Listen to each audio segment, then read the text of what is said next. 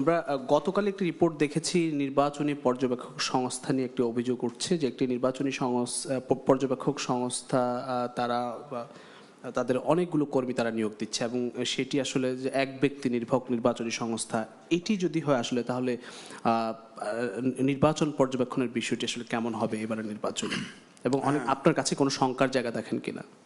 দেখেন, ধন্যবাদ।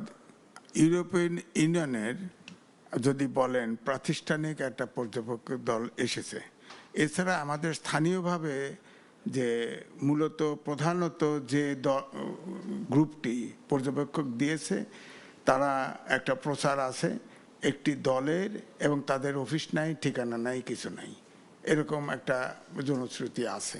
তো সুতরাং এত পর্যবেক্ষক এখানে কি করবে? অভ্যুত্থানের শক্তিরা নির্বাচন করছে, দ্বন্দ্ব সংঘাত তারা কমে আনলেই তো হয়। নির্বাচনটা তো হবে, নির্বাচন সরকারও প্রস্তুতি নিচ্ছে, নির্বাচনটা হতেই হবে।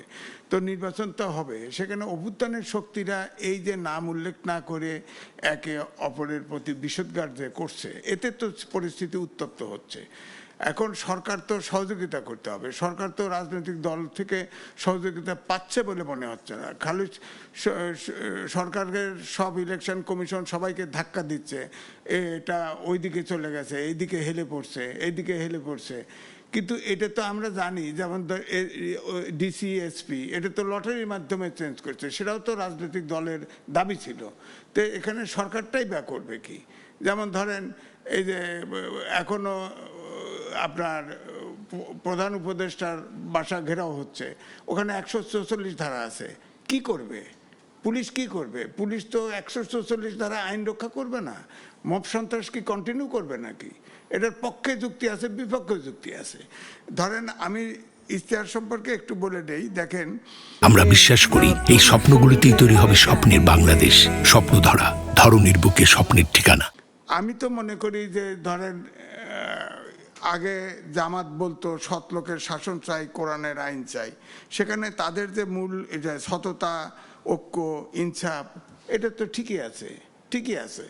কিন্তু যে প্রশ্নটা আসে নাই সেটা হচ্ছে, জামাত আগে বলতো, মিছিল থেকে স্লোগান হতো, আমরা হব তালেবান, বাংলা হবে আফগান।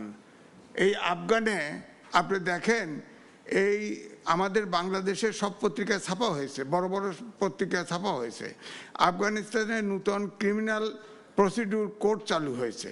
সেখানে আফগান বর্ণ ও দাস প্রথা আইনি স্বীকৃতি, এবং আলেমরা অপরাধ করলে দায় মুক্তি, এটা দেওয়া হয়েছে।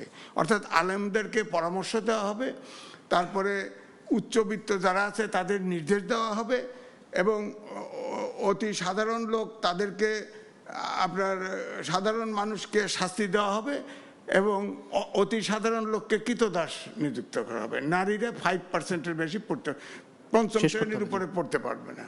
তো এই জন্য আমি বলছি যে, আমি যেটা বলতে চাচ্ছি যে ধরেন আমরা এ যাবৎকাল জেনে আছি, যেমন জামাত বলছে, এখন বলছে শরিয়া আইন ধাপে ধাপে বাস্তবায়ন করা হবে। নারীরা সমাজে অবস্থান কি, এগুলো তো পরিষ্কার হতে পারি নাই। সুতরাং আমার তো প্রশ্ন থাকবে। তারপরে ধরেন এই যে এনসিপি আপনার ইশতেহার দিয়েছে, তাদের রাজনীতিটা তো এখন পর্যন্ত পরিষ্কার হতে পারি নাই। হ্যাঁ, এই জন্য বলছি যে প্রশ্ন থাকবে ইশতেহার সম্পর্কে। আর যেটা বলছিলেন যে সব দোষ করে লাভ নাই, এখন ইলেকশনটা হইতে হবে। ইলেকশন, নির্বাচিত সরকার আসবে, তারা দেখবে। ধরেন আমাদের দেশে তো পাচার হয়ে গেছে, আওয়ামী লীগের হাসিনার আমলেই আপনার $204 বিলিয়ন, হ্যাঁ, পাচার হয়ে গেছে, এখনো পাচার হচ্ছে, পাচার তো থামানো যাচ্ছে না। নির্বাচিত সরকার ছাড়া কোনো দেশ তো আর কাজ করতে। আসবো আপনার কাছে। জি।